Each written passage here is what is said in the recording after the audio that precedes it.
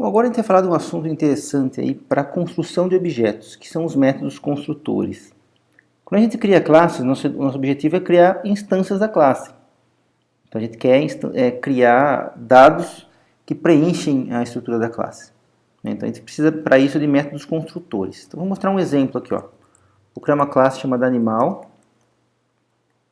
Vou criar uma classe chamada cachorro, que é filha de animal.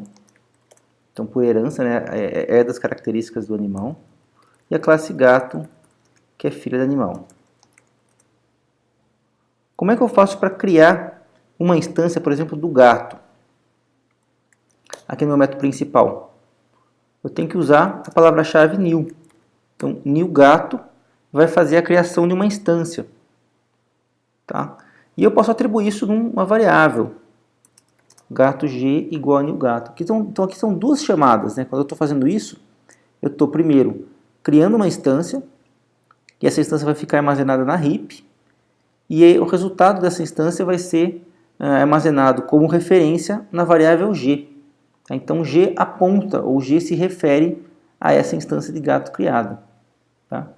Aqui eu estou usando, só para falar sobre esse assunto também, eu estou usando uma variável do mesmo tipo que é a instância. Então, a variável G é do tipo gato, que é exatamente do mesmo tipo que a instância criada. Mas eu posso usar a herança aqui. Então eu posso fazer o seguinte, animal A igual a new gato. Isso funciona. Por quê? Porque o animal é um tipo mais genérico do que o tipo da instância. Eu tenho certeza que A é um animal e gato é um animal também. Então eu consigo fazer essa atribuição aqui na boa. O contrário eu já não consigo, né? Se eu fizer gato G igual a new animal, eu não consigo fazer porque G é de um tipo mais específico, tá? Bom, mas a pergunta que eu faço aqui é o seguinte: onde é que está definido nesse meu código aqui que existe um método chamado newGato? Isso aqui é uma chamada de método, tem um abre e fecha parênteses aqui, e está sendo chamado, sendo invocado nesse momento aqui. Onde é que está definido nessas classes aqui? Não tem, nem na classe animal, nem na classe cachorro, nem na classe gato, e no entanto funciona. Você consegue fazer essa chamada na boa. Então, com isso a gente chega na nossa primeira regra dos construtores. Toda classe Java precisa de um construtor.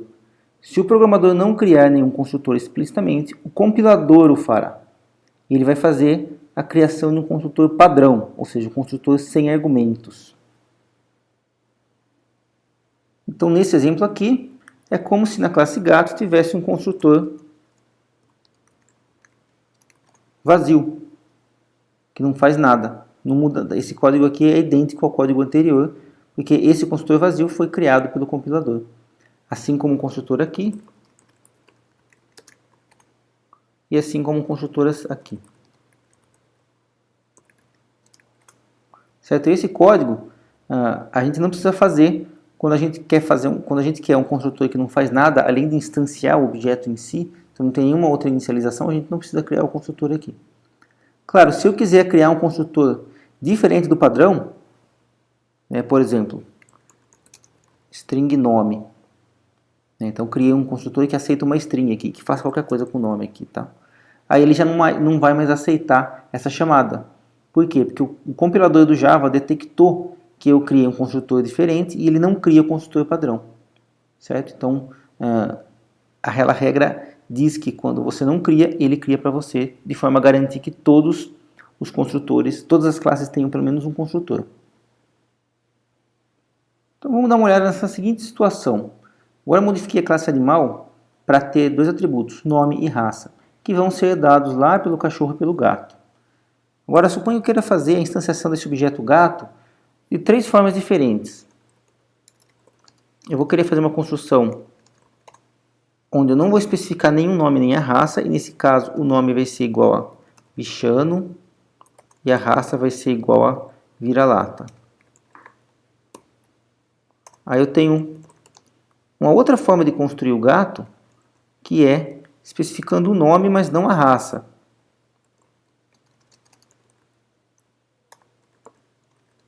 E aí a raça eu vou deixar como vira-lata. Aqui eu tenho um aviso que está sendo exibido pelo editor aqui, onde eu estou fazendo uma atribuição de uma variável nela mesma. Isso porque o meu parâmetro, que é nome, tem o mesmo nome do que o atributo. Então, para diferenciar os dois, eu coloco um this ponto aqui, ó. Aí eu tenho certeza que é o nome do objeto e o atributo e não o argumento. Outra opção seria mudar, colocar um pnome aqui, né? Aí funcionaria também. Ah lá, nome igual a pnome também funciona. Só que a convenção Java diz que você mantém sempre os mesmos nomes de argumentos para ficar claro que é uma inicialização. Vamos supor que eu tenho uma terceira versão desse construtor. Eu vou especificar o nome e a raça.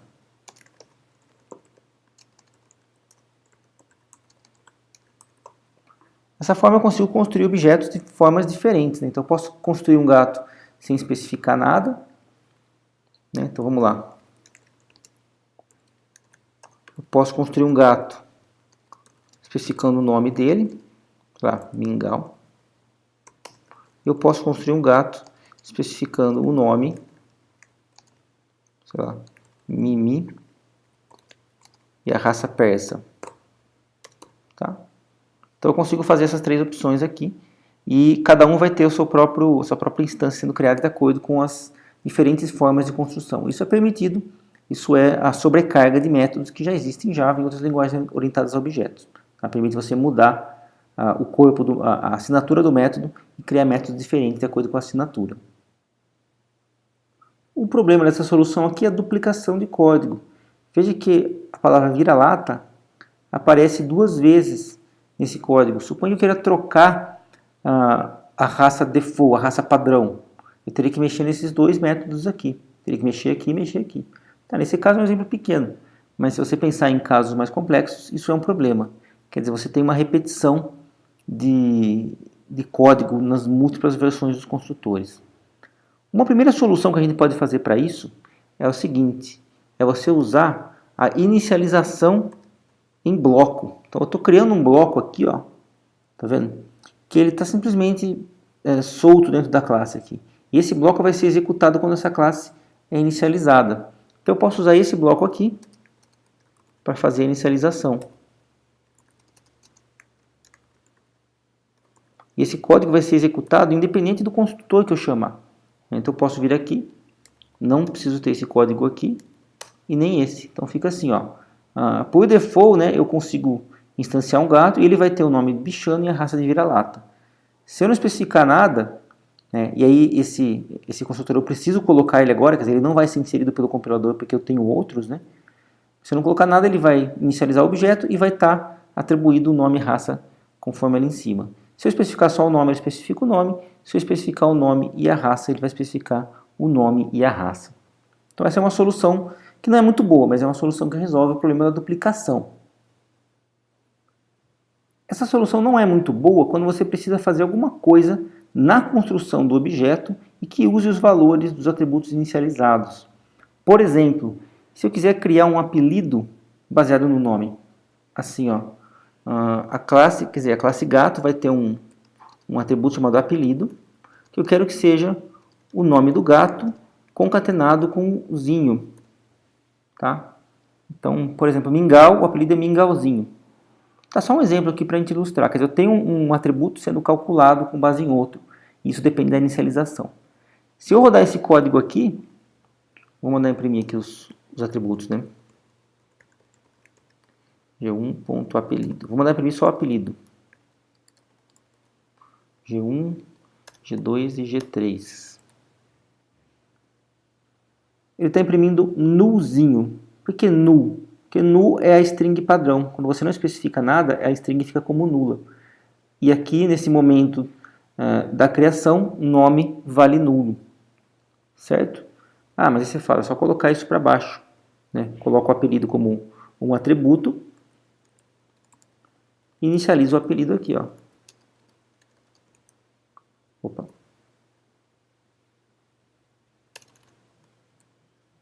Agora, não vai mais ficar nullzinho, mas vai ficar bichanozinho. Mesmo para aqueles gatos que têm outros nomes, né? Por exemplo, o Mingau era para aparecer Mingauzinho. E não funcionou aqui. Por quê? Porque a inicialização do atributo apelido acontece na pré-inicialização e não no construtor.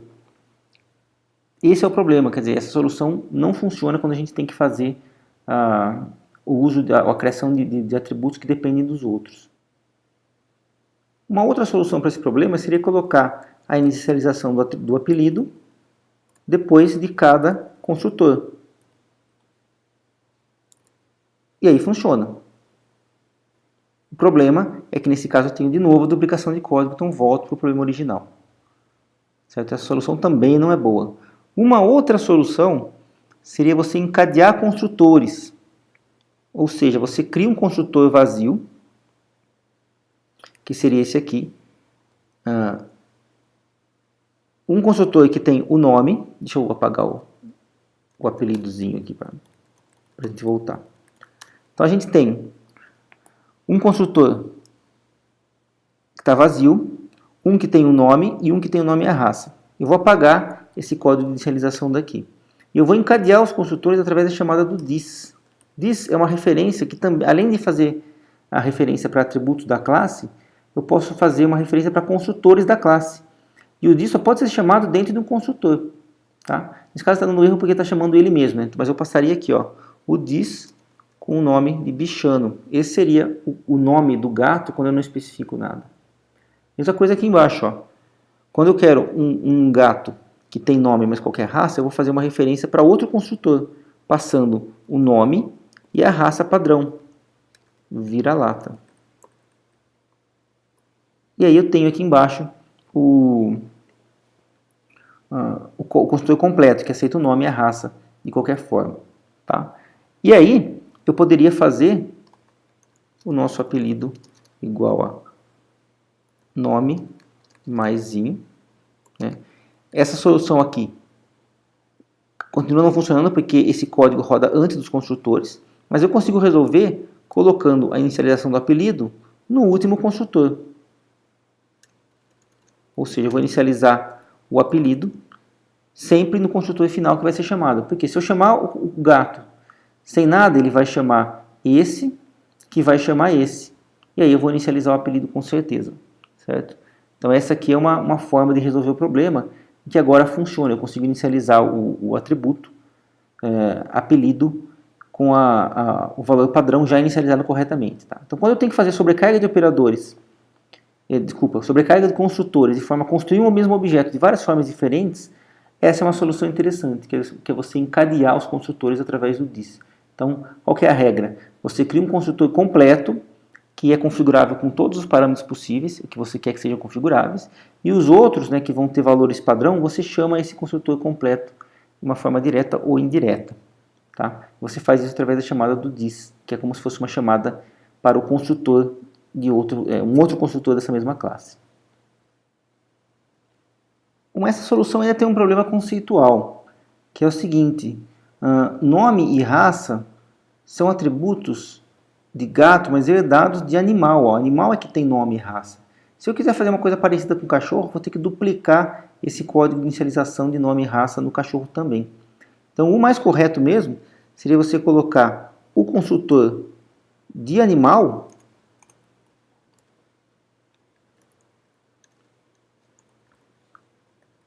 esse é o construtor que faz a inicialização do nome e da raça. Porque é ele que possui o nome e raça como atributos. Né? É a classe animal que possui nome e raça. E isso tem a ver com a atribuição correta da responsabilidade. Né? A classe que tem os atributos é que devem ter as operações que modificam esses atributos. Tá? Claro que eu posso ter modificadores de nome e raça nas subclasses, mas nesse caso aqui é simplesmente uma construção, uma inicialização, então faz muito mais sentido deixar esse construtor aqui em cima. Tá? Eu posso fazer né, encadeamento dos construtores aqui embaixo numa boa. Só que aqui eu não consigo mais fazer a chamada para o this. Eu tenho que fazer uma chamada para o super. Tá? Então super é uma chamada para o construtor da classe pai. Nesse caso aqui a classe pai é a classe animal. Então ele vai fazer a chamada para o construtor da classe pai. Então fica mais correto conceitualmente. E nesse caso aqui... o apelido continua aqui, mas se eu quiser agora eu posso colocar o apelido, a inicialização do apelido aqui em bloco de inicialização. Porque o construtor do pai é chamado antes do bloco de inicialização do filho. Tá? Eu vou comentar aqui essa classe dando erro, só para mostrar isso aqui funcionando. Ó. Então agora a gente tem o apelido sendo inicializado em bloco de inicialização, né, não está mais no construtor, e está pegando já o nome correto, porque a chamada para o super vai acontecer antes, né, da inicialização desse bloco aqui. Mas agora apareceu um erro aqui na classe cachorro, que ela não está mais compilando. E o erro que aparece aqui, ó, a gente manda mostrar aqui a mensagem, ele está dizendo o seguinte: construtor animal, na classe animal, não pode ser aplicado aos tipos required string string, quer dizer, é exigido string string, e encontrou sem argumentos. A razão do erro é: os argumentos formais e atuais diferem na sua quantidade. Então, era para ter 2 argumentos e não tem nenhum. O que tem a ver essa mensagem com o erro real? Tá? E aí, para a gente entender esse erro, a gente tem que entender a segunda regra de construtores em Java. A segunda regra de construtores em Java diz o seguinte: todo construtor deve começar com uma chamada this ou super. Caso o desenvolvedor não insira essa chamada explicitamente, o compilador o fará, inserindo uma chamada super sem argumentos. Então agora a gente consegue entender por que está dando esse erro aqui. Essa classe cachorro, ela não tem construtores, certo? Errado, ela tem um construtor criado pelo compilador, ela não tem construtores que o programador criou. Lembra da regra 1? Quer dizer que vai ser criado um construtor vazio, padrão. E agora o erro aparece aqui dentro, ó. Quer dizer, o mesmo erro lá, só que agora ele está aparecendo associado ao construtor. Na verdade, é o mesmo erro que estava acontecendo antes. Tá? E por que esse erro aparece? Porque, como eu não coloquei nenhuma chamada para this nem para super, ele automaticamente vai inserir uma chamada para super vazio. E é essa chamada que está errada. Ó. Eu estou chamando o super vazio, e na classe pai animal não tem um construtor vazio. Então esse que é o erro que aparece quando você não coloca nada. Tá? Então olha lá, ó. Não pode ser aplicado aos tipos requeridos, eu preciso de 2 strings e achou nenhum. Se você apagar esses 2 aqui, vai ser o mesmo erro, só que ele vai estar mostrando na linha 13, aqui, que são linhas inseridas pelo compilador. E por que antes não dava erro então, né? Se eu voltar do jeito que estava antes, não tinha construtor nenhum aqui. Então ele não dava erro, porque a classe animal não tem construtor, na verdade vai ter o construtor vazio, inserido pelo compilador. E a classe cachorro vai ter um construtor vazio, inserido pelo compilador, cuja primeira chamada é o super vazio, que é o que já estava aqui. Mesma coisa para o animal, vai ter um super vazio aqui, que vai chamar para a superclasse de animal. Mas quem que é a superclasse de animal? Aí a gente vem em outro detalhe do Java, que toda classe extends object, por padrão. Se você não colocar nada, é extends object. Então esse super aqui é a chamada para o construtor da classe object. Tá? Então do jeito que está aqui, vamos voltar, né? Quer dizer, eu tenho o construtor da classe animal. Para poder fazer funcionar a classe cachorro e o seu construtor funcionar, eu vou ter que criar um construtor para cachorro também. E ele tem que passar alguma coisa para super, porque o construtor de animal obrigatoriamente tem que ter nome e raça. Então o construtor de cachorro vai ter que ter também nome e raça. Super, nome e raça. Agora ele parou de dar erro, agora está funcionando. E agora eu também posso fazer aqui outros construtores, né? Posso fazer um construtor padrão aqui para ele, quer dizer, sem argumentos nenhum, onde eu vou chamar aqui, o nome do cachorro é cão. E aí eu vou ter um construtor que aceita apenas o nome do cachorro.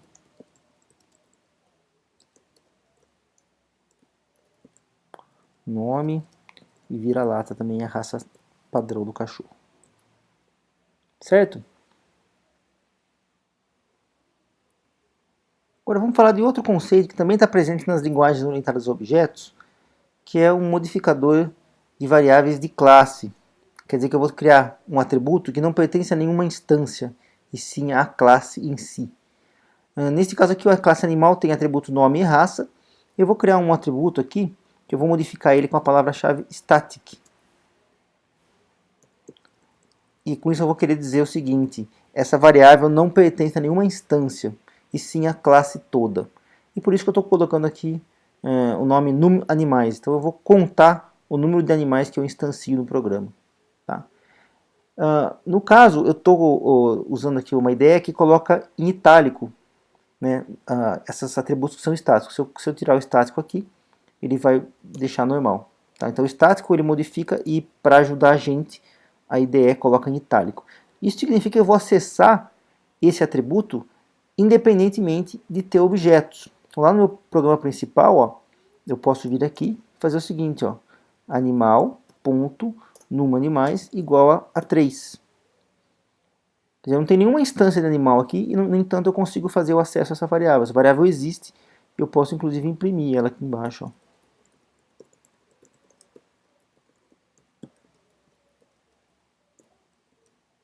Vou mandar rodar.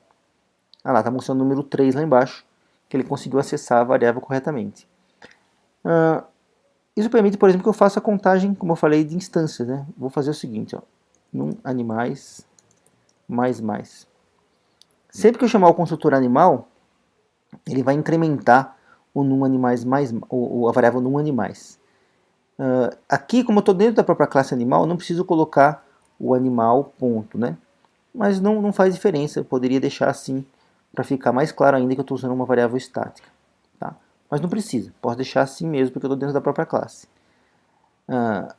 Assim como se eu estivesse dentro da classe cachorro aqui, eu poderia colocar um animais mais também, que vem o herdado da classe animal. Tá? Mas eu vou colocar só aqui em cima, por quê? Porque o meu construtor animal, eu garanto que ele vai ser chamado sempre. Não tem como eu criar um animal sem chamar esse cara aqui. O próprio mecanismo do Java de construção e as duas regras lá dos construtores não deixa. Tá? Então com isso eu consigo fazer uma contagem de objetos. Né? Vamos apagar aqui. Né? E vamos criar mais alguns animais aqui.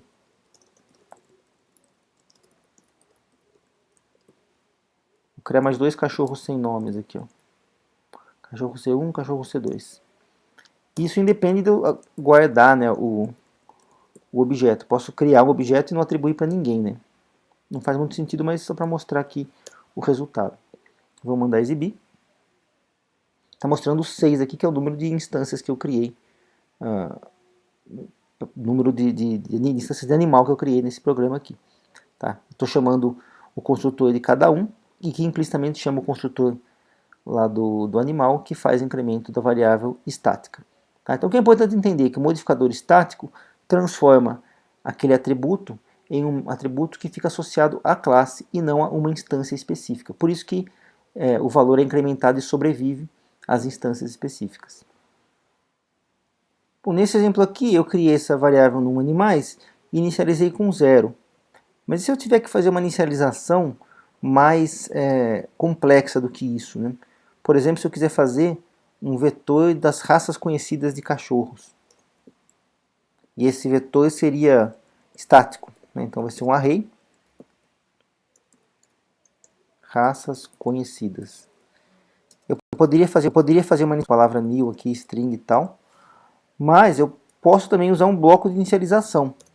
Tá? Que é um bloco de inicialização como a gente já tinha visto. Só que esse bloco de inicialização, ele não pode acontecer desse jeito aqui, ó. Quer dizer, vamos lá, raças conhecidas igual a new string 5. Tá, então eu vou criar o array e vou especificar as posições aqui. Tá? Então a posição 0 vai ser o vira-lata. Vamos copiar aqui. 1, 2, 3, 4.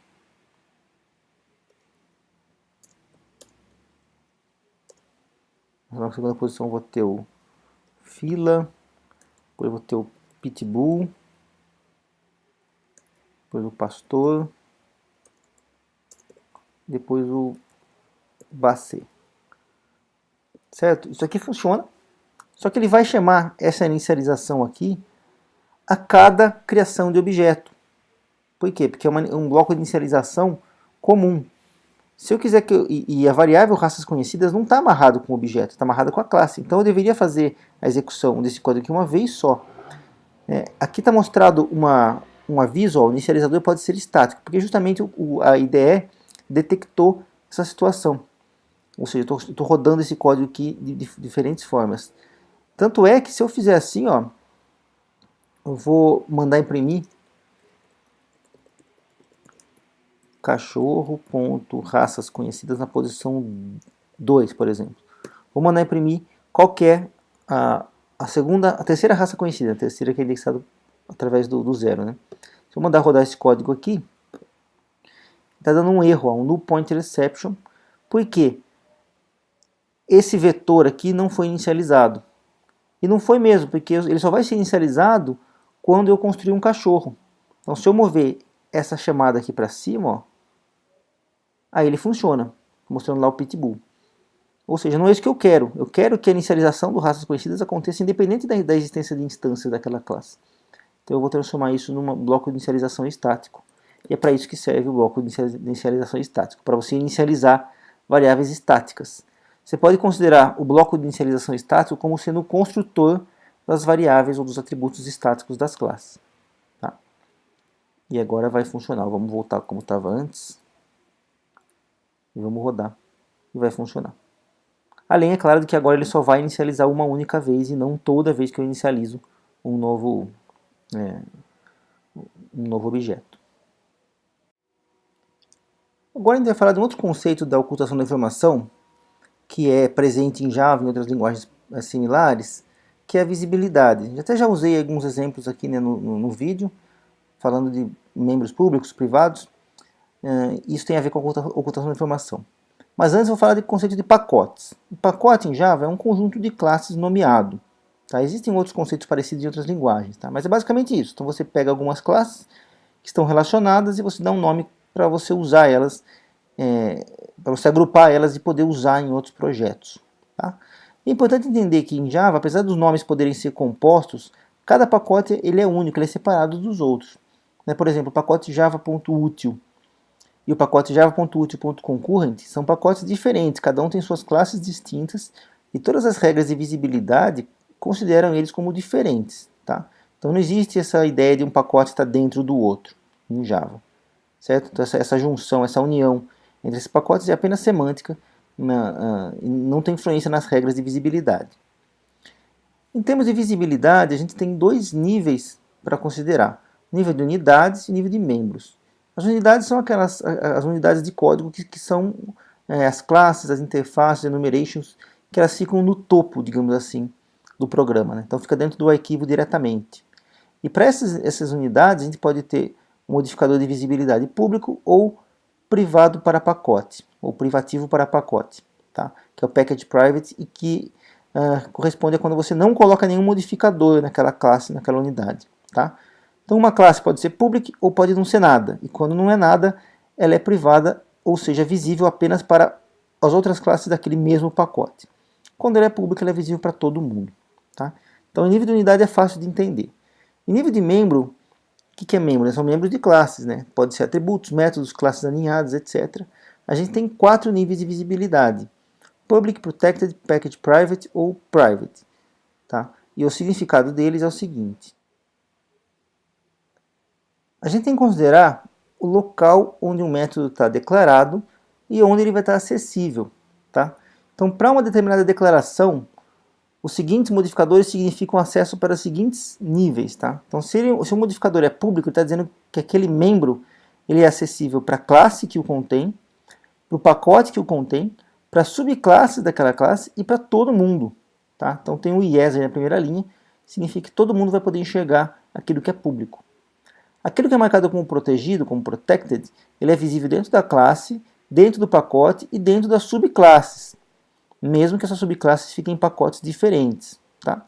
E para o mundo não. Tá? Então, se eu estou em uma classe que não está no mesmo pacote nem é subclasse, ela não enxerga aquele membro marcado como protected. Se você não coloca nada, quer dizer, você deixa o membro sem nenhuma declaração, nenhum modificador, ele é privativo para o pacote. Ou seja, aquele membro é visível para a classe, que o contém, óbvio, né? E para o pacote, para o mesmo pacote daquela classe. Não é visível para subclasses e também para o mundo. E se for marcado como private, só é visível dentro da classe e acabou. Nem mesmo os filhos e nem outras classes do pacote conseguem enxergar. Então aqui está um exemplo para entender, né? Considerando membros declarados em alfa, né? Qual é a visibilidade nessas outras classes aí desses dois pacotes. Então tem o package 1 e o package 2, alpha e beta estão no package 1, alpha sub e gama estão em package 2 e alpha sub é filho ou é subclasse de alpha. Então os membros de alpha são visíveis Aqueles públicos são visíveis para alfa, beta, alfa sub e gama, ou seja, para todo mundo. Aqueles marcados como protected em alfa são visíveis para alfa, beta e alfa sub, e gama não vai enxergar. Se não tiver modificador, vai ser visível para alfa e beta, e não vai ser visível para alfa sub e nem gama. E se for private, apenas o alfa que vai conseguir enxergar. E a pergunta que fica é qual visibilidade adotar em cada lugar. Se você vai fazer tudo público, vai fazer tudo protect, qual que é a regra que a gente segue? E a resposta é, não tem regra. Isso corresponde exatamente ao conceito de ocultação da informação. Você tem que ocultar a informação que precisa ser oculta e expor a informação que precisa ser exposta. Nada mais, nada menos. Mas como é que eu sei qual que é a informação que tem que ser oculta e qual que não tem? Isso vai do projetista, vai da situação, vai de quais classes estão envolvidas, qual o domínio de aplicação. Enquanto você quer expor os detalhes internos de uma determinada classe, tudo isso vai ser levado em conta. Tá? Se você souber realmente quais partes do sistema são mais fixas e quais são mais variáveis, você vai tomar essa decisão com base nesse conhecimento. Tá? Mas como regra geral, a gente pode dar a dica de que é sempre bom tentar fazer o mínimo possível. Né? Então, nessa tabelinha aqui, que eu peguei lá do tutorial do Java, você tenta sempre usar tudo private, que é o mais restrito possível. Se você precisa de um acesso, você tenta expandir para o próximo. Né? Então, se você precisa de um acesso dentro do pacote, você tenta fazer com um no modifier, sem modificador nenhum. Se não, tenta ir para o protected. Só vai colocar coisas públicas, aquelas que realmente devem ser acessíveis de fora para todo mundo. Tá? Então a resposta aqui é subjetiva mesmo, mas a regra é sempre tentar ir de baixo para cima aqui, manter o máximo de coisas possíveis como private, para evitar problemas de vazamento de informação aí, que é o contrário da ocultação. Né?